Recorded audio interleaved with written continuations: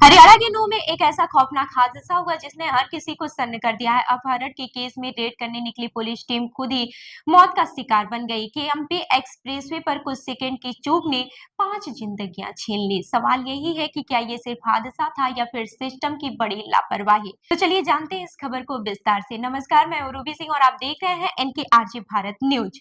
बता दें कि हरियाणा के नूह जिले से मंगलवार सुबह एक बेहद दर्दनाक और झकझोर देने वाली खबर सामने आई है। कुंडली मानेसर पलवल यानी कि केएमपी एक्सप्रेसवे पर एक भीषण सड़क हादसे में उत्तर प्रदेश पुलिस के 4 जवानों समेत कुल 5 लोगों की मौके पर ही मौत हो गई। ये घटना सिर्फ एक एक्सीडेंट नहीं बल्कि कई गंभीर सवाल छोड़ गई है। सुरक्षा लापरवाही और सिस्टम की खामियों पर जानकारी के मुताबिक उत्तर प्रदेश पुलिस की एक टीम अपहरण के एक मामले में रेड करने के लिए निकली थी। टीम में 2 सब इंस्पेक्टर, 2 सिपाही और एक आम नागरिक शामिल था जिसे अपहरणकर्ता का भाई बताया जा रहा है।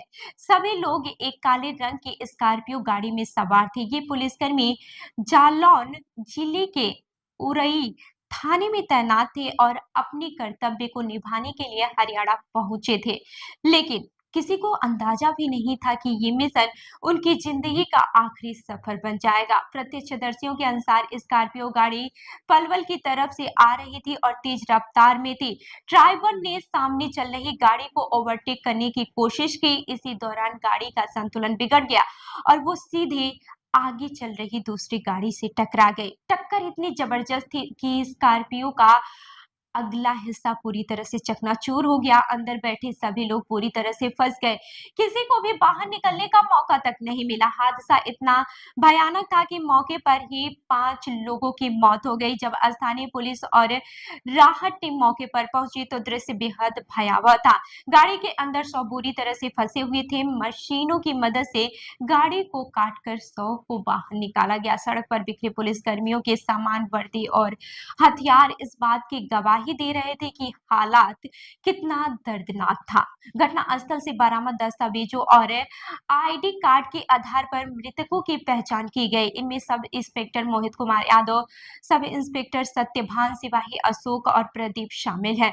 5वां व्यक्ति आम नागरिक था जिसकी पहचान अभी स्पष्ट नहीं हो पाई है। ये सभी पुलिसकर्मी अपने कर्तव्य के प्रति समर्पित थे और एक गंभीर केस को सुलझाने के लिए जा रहे थे। ताबड़ू के डीएसपी अभिमन्यु लोहान ने बताया कि सुबह करीब 10 बजे हादसे की सूचना मिली थी। पुलिस टीम तुरंत मौके पर पहुंची। उन्होंने कहा कि स्कॉर्पियो में 5 लोग सवार थे और हादसा इतना भीषण था कि सभी की मौके पर ही मौत हो गई। डीएसपी के अनुसार जिस दूसरी गाड़ी से टक्कर हुई उसका अभी तक कोई सुराग नहीं मिला है। पुलिस आसपास लगे सीसीटीवी कैमरों की फुटेज खंगाल रही है ताकि ये पता लगाया जा सके कि हादसे के वक्त क्या हुआ था। प्रारंभिक जांच में ओवरटेकिंग के दौरान संतुलन बिगड़ना हादसे की मुख्य वजह माना जा रहा है। हालांकि पुलिस हर एंगल से जांच कर रही है। क्या ड्राइवर की गलती थी, क्या गाड़ी की स्पीड जरूरत से ज्यादा थी या फिर एक्सप्रेसवे पर सुरक्षा इंतजामों में कोई कमी थी। इन सभी सवालों के जवाब जांच के बाद ही सामने आएंगे। ये पहला मौका नहीं है जब केएमपी एक्सप्रेसवे पर इतना बड़ा हादसा हुआ हो।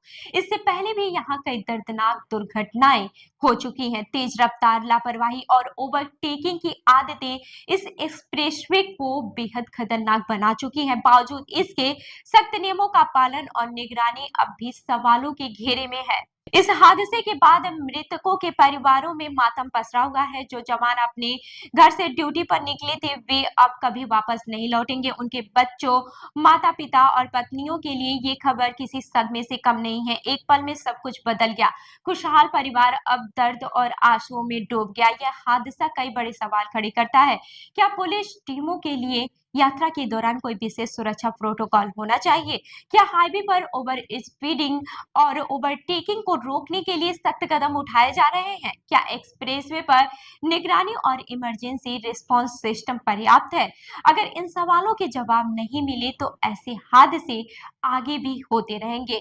आमतौर पर ऐसे हादसों के बाद मुआवजा और जांच के आदेश दिए जाते हैं, लेकिन असली जरूरत है प्रिवेंशन की। जरूरी है कि हाईवे पर स्पीड मॉनिटरिंग और सख्त की जाए। पुलिस और इमरजेंसी वाहनों के लिए अलग प्रोटोकॉल बने, ड्राइवर्स की ओवरटेकिंग और स्पीड को लेकर सख्त ट्रेनिंग दी जाए। ये हादसा हमें एक कड़वी सच्चाई दिखाता है, सड़क पर एक छोटी सी गलती भी जानलेवा हो सकती है, खासकर जब बात एक्सप्रेसवे की हो, जहां रफ्तार बहुत ज्यादा होती है। एक सेकंड की चूक, एक गलत फैसला और जिंदगी खत्म। क्या आपको लगता है कि एक्सप्रेसवे पर सुरक्षा नियम और भी सख्त होने चाहिए?